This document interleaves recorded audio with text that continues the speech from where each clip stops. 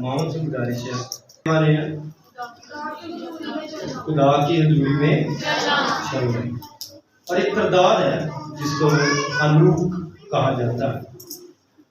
میرے عزیزو، اگر ہم اس کردار کی بات کریں تو آدم کو خدا نے باغ عدن میں رکھا۔ باغ عدن میں جب خدا نے آدم کو وہاں پر سیٹ کیا تو وہ ایک پاکیزگی کے ساتھ زندگی گزارتا ہے۔ میں اس لیے آپ کو باغ عدن میں لے کر جانا چاہتا ہوں کہ آدم سے اس دنیا کا آغاز ہوتا ہے۔ انسانی تاریخ آدم کے ساتھ جڑی ہوئی۔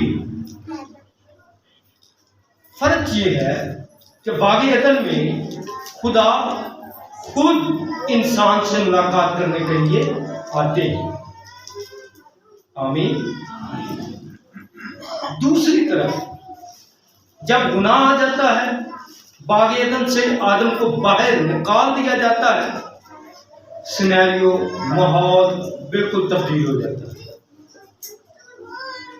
آدم کے بعد ہمیں جو ایک وفادار خدا کے ساتھ چلنے والا، خدا کا رفاقت میں رہنے والا جو شخص نظر آتا ہے، اور جس کا نام یہاں پر حنوک لکھا گیا ہے۔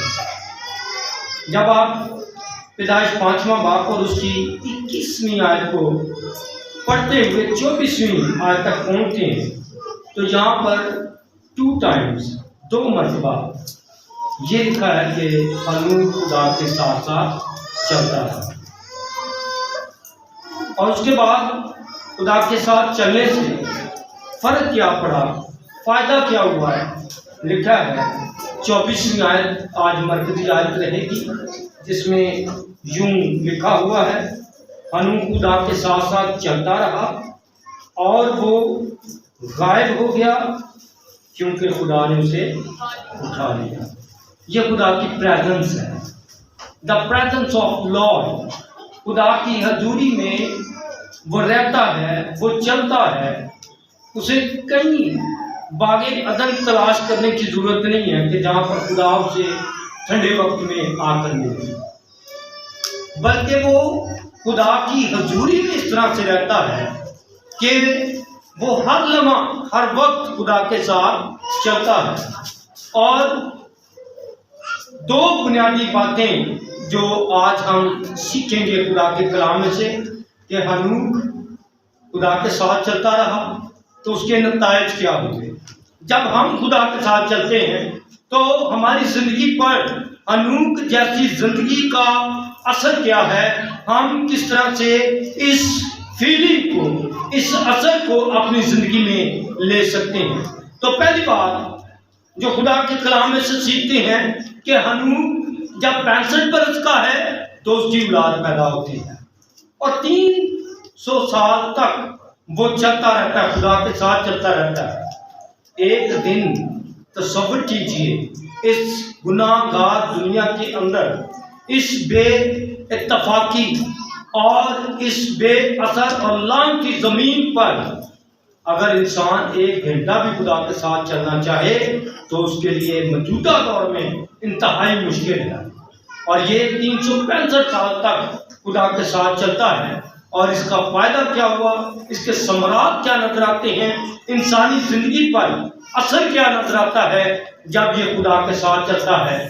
آدم کو خدا نے زندہ نہیں اٹھایا کیونکہ وہ گناہ گار ہو گیا، یہ گناہ کی دنیا کے اندر رہتے ہوئے حنوک زندہ اس لیے اٹھا لیا گیا کیونکہ وہ خدا کے ساتھ چلتا تھا، وہ خدا کی حضوری میں چلتا تھا، وہ خدا کو اپنے ساتھ ہر لمحہ محسوس کرتا ہے۔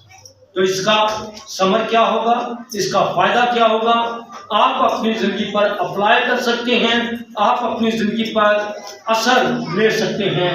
وہ پہلا اثر کیا ہے کہ آپ کا کردار خوبصورت ہو جائے گا۔ آپ کا کردار منفی کردار سے، برائی والے کردار سے ڈائیورٹ ہو کر، کنورٹ ہو کر آپ ایک اچھی راہ پر، جسے جو روحانی الفاظ میں لفظ استعمال کیا جاتا ہے وہ ہے توبہ۔ توبہ کے معنی ہیں کہ ایک برے راستے پر یا کسی اچھے راستے پر چلتے ہوئے انسان اپنے آپ میں امتیاز کر سکے.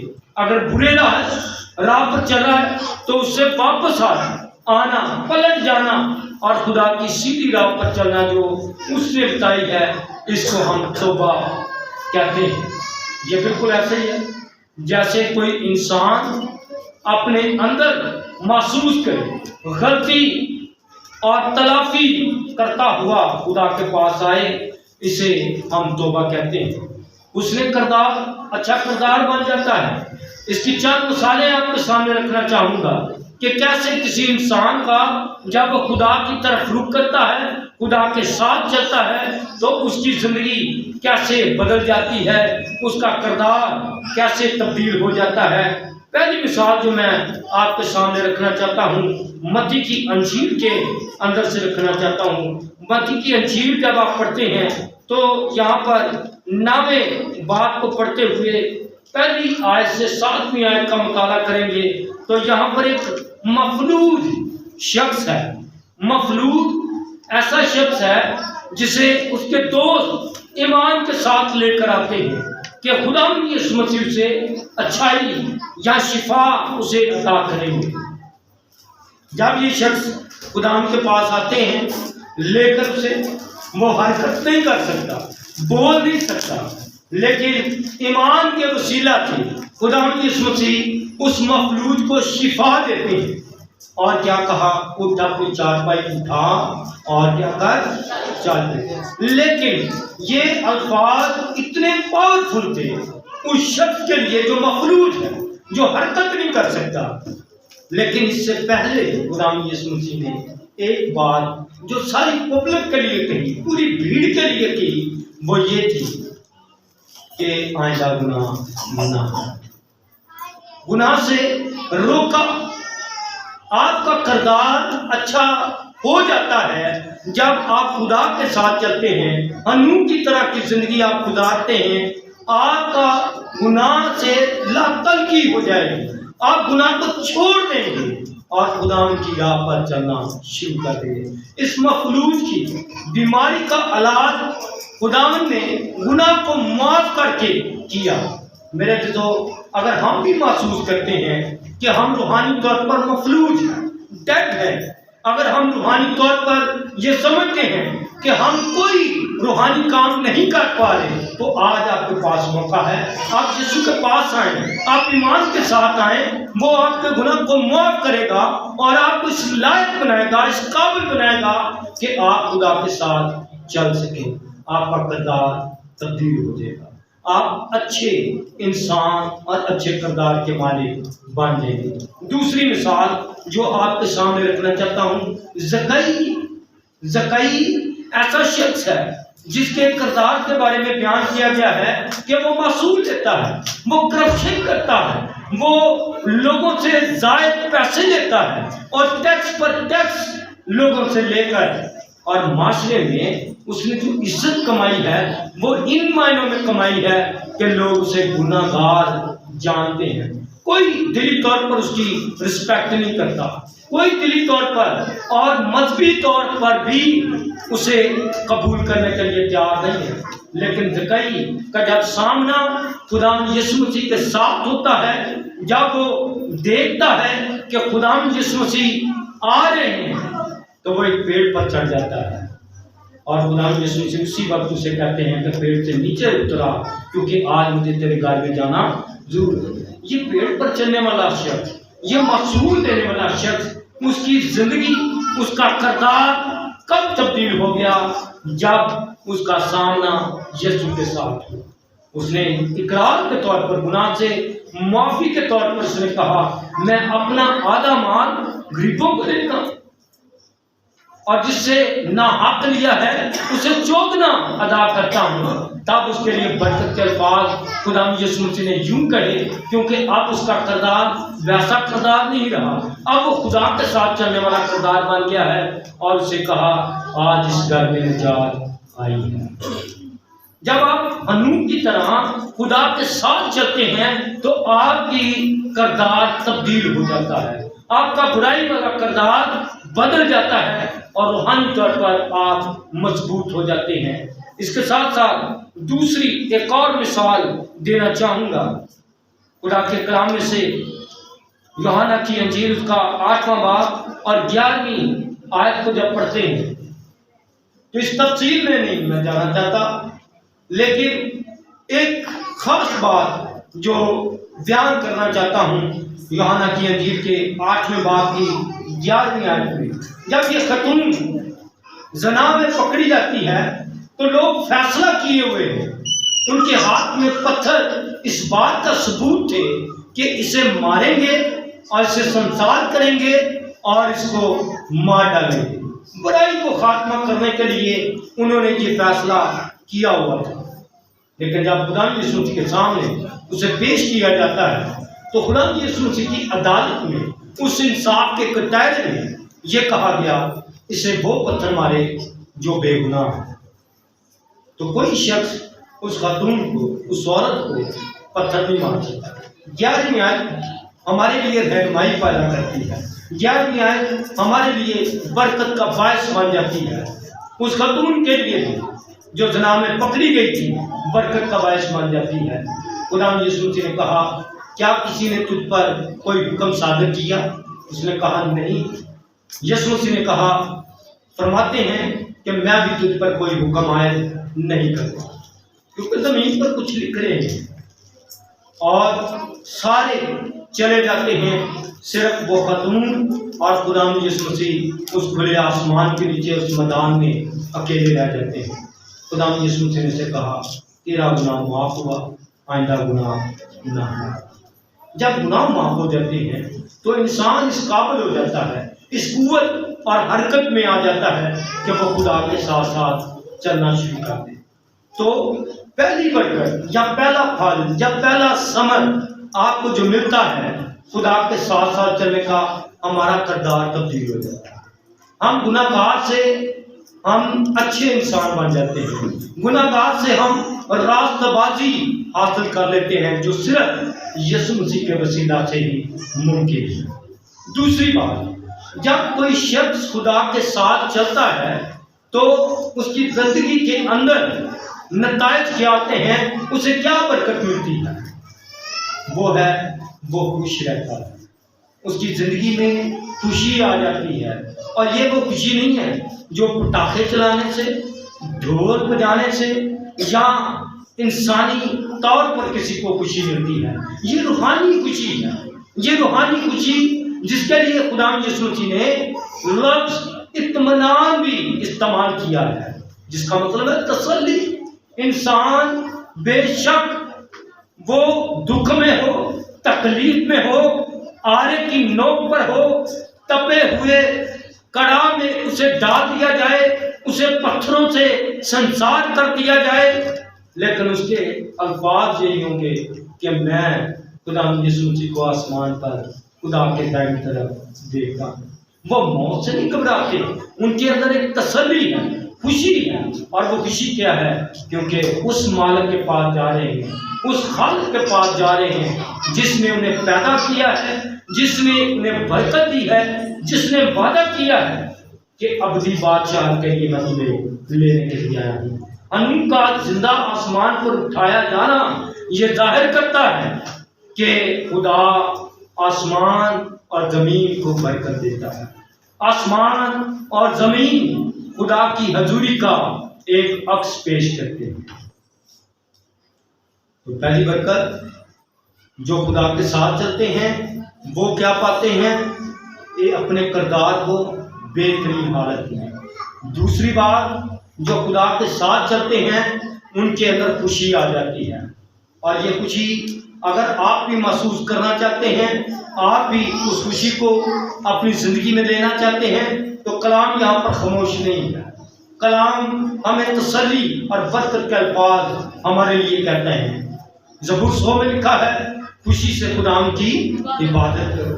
جب آپ خدا کی عبادت کرتے ہیں تو آپ کے اندر خود کار طریقے سے آپ کے اندر خوشی آ جاتی ہے۔ آپ کا دل خدا کے حضور گیت گاتے ہوئے جھومنا شروع کر دیتا ہے۔ آپ کا دل خدا کی طرف لگ جاتا ہے، دنیاوی باتیں آپ بھول جاتے ہیں۔ دنیاوی طور پر آپ دنیا کے اندر تو ہوتے ہیں، لیکن خدا آپ کی زندگی میں خوشی بخش دیتا ہے۔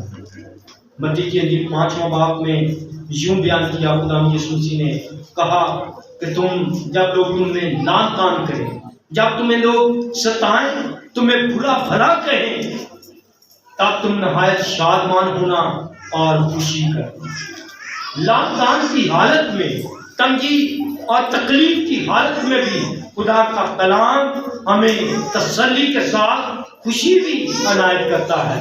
خدا کا کلام ہمیں خوشی بخش دیتا ہے اور کلام فرماتا ہے کہ تم نہایت شادمان ہو۔ خوشی کرنا، اس کے ساتھ ساتھ جب آپ خروج کی کتاب کو پڑھتے ہیں، اس کے 35ویں باب کی 29ویں آیت کو مطالعہ کرتے ہیں تو وہاں پر لکھا ہے کہ انسان جب خدا کی ہیکل کے لیے ہدیہ جب اکٹھے کر رہے تھے تو لکھا کہ لوگوں نے خدا کے جو خوشی کے ساتھ اپنے ہدیے دیے، نذرانے لے کر آئے اور خدا نے ان نذرانوں کو برکت دی۔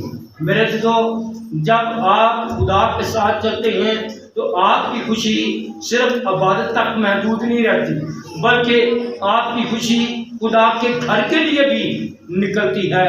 آپ کے دل کے اندر سے خدا کے حضور ہدیوں کی خوشی بھی نکلتی ہے تاکہ آپ خدا کے حضور نذرانے پیش کر سکیں۔ تیسری، جب آپ خدا کے ساتھ چلتے ہیں، تیسرا پھل یا تیسرا ثمر جو آپ کی زندگی میں آتا ہے وہ ہے پاکیزگی کی زندگی۔ آپ پاکیزہ زندگی گزارنا شروع کر دیتے ہیں، اور یہ پاکیزگی کی زندگی آپ خود سے نہیں لے سکتے، آپ خرید نہیں سکتے، آپ کسی سے مانگ نہیں سکتے، لیکن جب آپ یسوع کو قبول کر لیتے ہیں، جب آپ یسوع کے پیروکار ہو جاتے ہیں، یسوع مسیح کے آئین اور اصولوں پر چلنا شروع ہو جاتے ہیں، تو یہ پاکیزگی آپ کو یسوع مسیح کے وسیلہ سے ملتی ہے۔ خدا کا کلام یہ بیان کرتا ہے کہ وہ راست بازی آپ کو دے دیتا ہے۔ یہ راست بازی کیا ہے؟ یہ خدا کی پاکیزگی ہے جو آپ کو مل جاتی ہے۔ یسوع کے پیچھے چلنے سے انسان پاکیزگی کی زندگی گزارتا ہے۔ اور جب آپ خطوط کو پڑھتے ہیں تو خطوط یہ بیان کرتے ہیں، اور مقدس پالوس رسول یہ بیان کرتا ہے اپنی خدا کی اور اپنی محبت کے درمیان، یہ کہتا ہے میں مسیح کی مانند بنتا جاتا ہوں، مسیح کی مانند بنتا چلا جاتا ہوں۔ کیوں بنتا چلا جاتا ہے؟ کیونکہ مسیح پاک ہے اور اس کے لوگ بھی پاک ہیں۔ جب آپ خدا کے ساتھ چلتے ہیں تو آپ کی زندگیاں پاکیزہ ہو جائیں گی، آپ کی زندگیاں راست بازی کی زندگیاں ہو جائیں گی، آپ ایمان کے ساتھ پاکیزگی جو ہے وہ حاصل کریں گے۔ اب میں آؤں گا کہ جب نوح خدا کے ساتھ ساتھ چلتا رہا تو 3 بنیادی ایسی باتیں ہیں جس سے اسے برکت ملتی رہی کہ اس کا کردار حسن کردار ہو گیا، اس کی خوشی خدا کے سبب سے بڑھ جاتی ہے کیونکہ وہ خدا کے ساتھ چل رہا ہے، اس کی لائف ایک پیور لائف ہو جاتی ہے، ایک پاکیزگی کی زندگی ہو جاتی ہے۔ موجودہ دور میں ہم اپنے اوپر سوال کر سکتے ہیں کہ ہم کیسے خدا کے ساتھ ساتھ چل سکتے ہیں۔ تو میرے عزیزو، 2 اہم باتیں آپ کی خدمت میں رکھنا چاہوں گا کہ ہم کیسے خدا کے ساتھ ساتھ چل سکتے ہیں۔ آج کے دور میں جو افراتفری کا دور ہے، بے روا روی کا شکار ہے، جو یہ معاشرہ ہے، یہ اجازت نہیں دیتا کہ ہم پورے طور سے خدا کے ساتھ چل سکیں، لیکن پھر بھی خدا کا کلام اس کڑے اور مشکل اور اخیر زمانے کے حالات میں ہمیں پیغام دیتا ہے، ہمیں خدا کے ساتھ ساتھ چلنے کی، اس کی حضوری میں چلنے کی ہمیں ترغیب اور راہ بیان کرتا ہے۔ اور وہ پہلا راستہ کیا ہے؟ یسوع مسیح پر ایمان لانا۔ جو مسیح پر ایمان لے آتے ہیں وہ خدا کے ساتھ ساتھ چلتے ہیں۔ جو مسیح پر اپنا ایمان لے آتے ہیں، ایمان کیا لے کر آتے ہیں کہ مسیح یسوع میرے گناہوں کے لیے، مسیح یسوع میری خطا کے لیے صلیب پر مصلوب ہوا، اس نے میرے گناہوں کے لیے صلیبی موت کو برداشت کیا اور یہ کہا اے باپ ان کو معاف کر کیونکہ یہ جانتے نہیں کہ کیا کرتے ہیں۔ میرے جو مسیح پر ایمان لے آتے ہیں ان کو یہ اختیار مل جاتا ہے کہ وہ آسانی کے ساتھ خدا کے ساتھ ساتھ چل سکے۔